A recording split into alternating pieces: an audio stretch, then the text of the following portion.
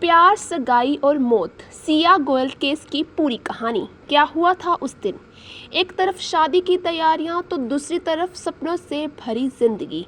लेकिन किसी ने नहीं सोचा था कि जिस लड़की के साथ 7 फेरे लेने की तैयारी हो रही थी, उसी पर अपने मंगेतर की हत्या का आरोप लगेगा। ये कहानी है पुणे के बिजनेसमैन केतन अग्रवाल और उनकी मंगेतर सिया गोयल और उस ट्रैक के जहां से सिर्फ एक इंसान वापस नहीं लौटा। मीडिया रिपोर्ट्स के मुताबिक केतन अग्रवाल और सिया गोयल की सगाई हो चुकी थी। दोनों परिवार शादी की तैयारियों में जुटे थे। कहा जा रहा था कि शादी काफ़ी भव्य होने वाली थी।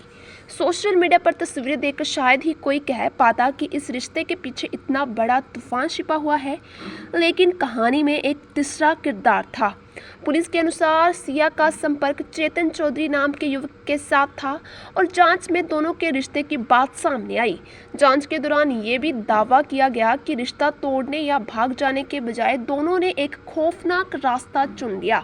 हालांकि बचाव पक्ष इन आरोपों से असहमत और अदालत में मामला लंबित है।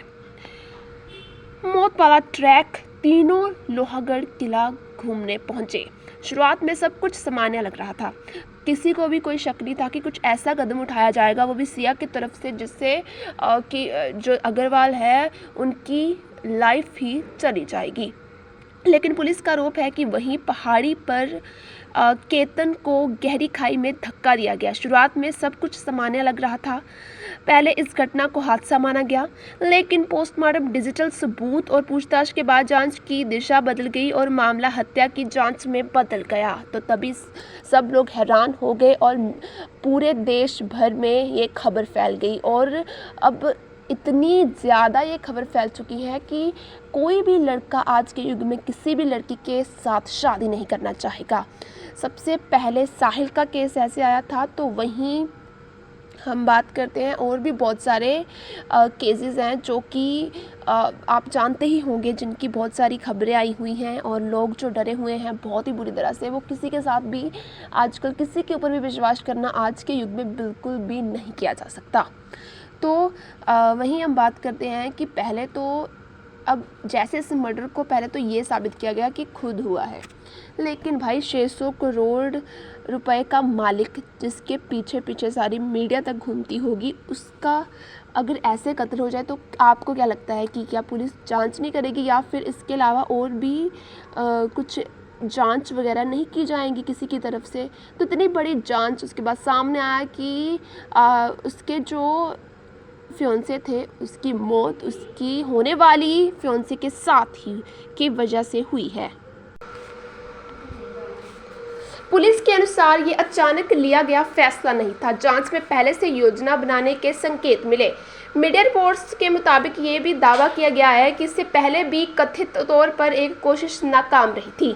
पुलिस ने दोनों आरोपियों को गिरफ्तार कर हत्या और साजिश के आरोप लगाए हैं, लेकिन कहानी यही नहीं रुकी। जांच आगे बढ़ी तो दोनों आरोपियों के बयान अलग अलग सामने आए। एक ने दूसरे को मास्टरमाइंड बताया तो दूसरे ने पहले पर आरोप लगा दिया।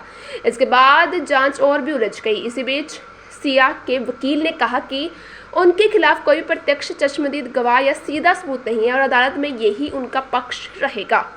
हालांकि रिपोर्ट्स के अनुसार पुलिस ने दोनों के मोबाइल चैट भी बरामद किए हैं। पुलिस का कहना है कि इन चैट से उनका रिश्ता सामान्य और करीबी दिखाई देता है, जो पूछताछ किए गए कुछ बयानों से अलग तस्वीर पेश करता है।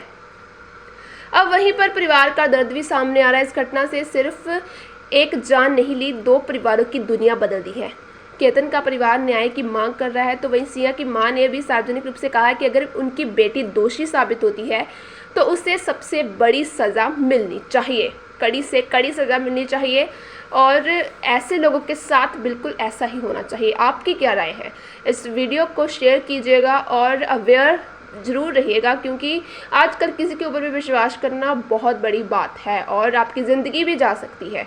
और अगर आपको लगता है कि सच में इस लड़के का कत्ल सिया की वजह से हुआ है तो कमेंट कीजिएगा और वीडियो को शेयर कीजिएगा। चैनल को सब्सक्राइब और वीडियो को लाइक करना मत भूलिएगा।